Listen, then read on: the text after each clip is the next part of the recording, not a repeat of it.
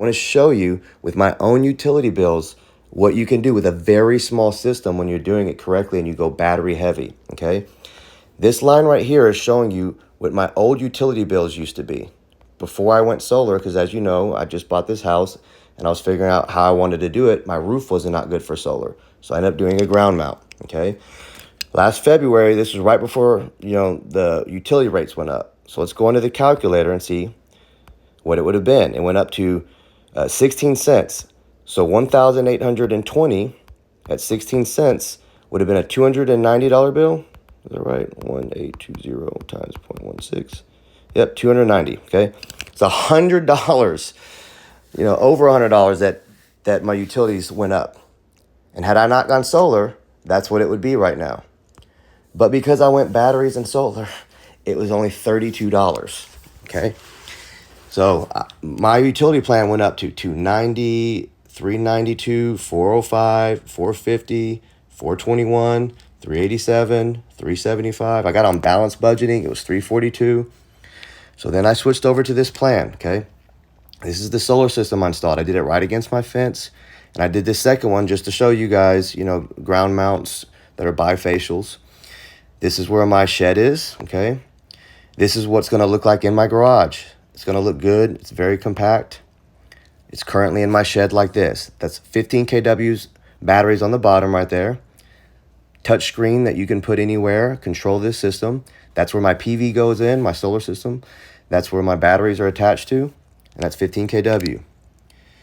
All right. This is the app. Right from my phone, I can control everything.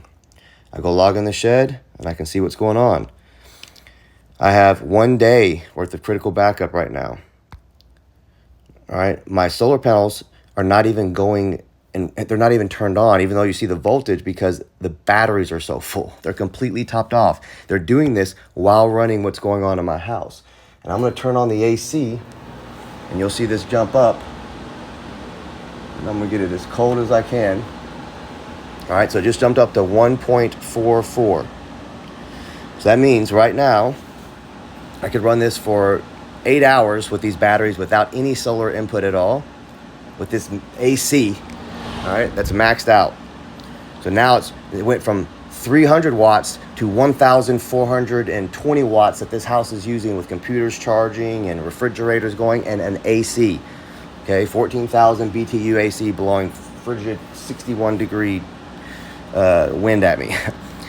In a second, you're going to see these solar rays kick in, because it's going to make room for the solar panel energy to come in. When it tops off, they just stop producing, or you sell back to the grid. Part of the math that you're seeing not make any sense is when you're selling to the utility grid right now, they're buying it at a cheaper rate than they used to. All right, so that's why you're hearing some stories about that. When you do this, I'm not selling back any of my extra energy. I'm storing it in a battery and extracting it when I need it, okay? This is my old years, last year, all right? Here's this year, and we're gonna go into the days. I have 0 charges at night because Reliant bought solar panels, right? They bought solar farms, and I just signed up with their free nights plan. That's all I did. During the daytime, I'm using my solar panels, and it's costing me almost nothing. What is left over is the upstairs rooms for the kids, because I only have 4 circuits, but we sell a 10 circuit sub panel.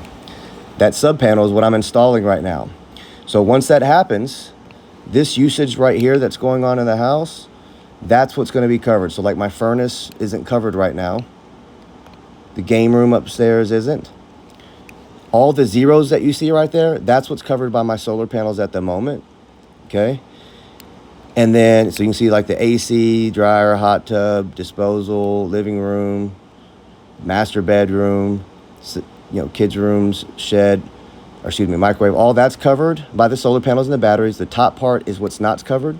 When I add this smart panel, it's going to be covered. Okay, so that's what's being installed right now. You can't get more demonstrable than that. $49 day, $29 day, right? That's $30 a month, basically. Go back to last year and go look what the days were. So on these $45 days, 45 kilowatt hour days, $7 for that day, $9 for that day, okay?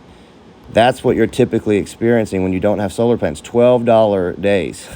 All right, you look at that, 9 times 30 days, 270.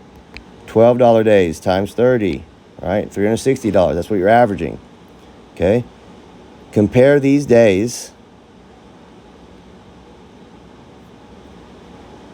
to this last February that I had. Dollar day. Dollar day. Now you remember that's a 40 kilowatt hour one because all of my night usage. Still only $1. It was like $9 earlier. These are the days that you get when you do these batteries and solar projects. It's demonstrable. I don't know what the resistance is other than, look at it, 60 kilowatt hour day that I had. $2.91. You cannot argue with this. It's demonstrable.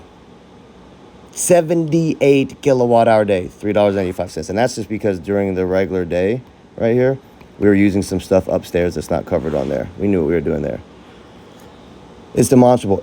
Ask me your questions that you guys have about solar so I can show you this real time and give you guys real answers. I mean, look, I'm running the AC and I have so much, it's topped off still. I'm not even using my batteries and it's 11 o'clock. They're so full that the solar panel is turned off again. In fact, I could go fill up more batteries, which I have if I needed to, and extract that whenever I want. That gives you $13 and $32 utility bills down from $342 utility bills, right? That was a $324 balance payment that I had to make. It's the last one I'll ever make. Okay, now it's to here. I can do that for cheaper than a Burger King hamburger meal.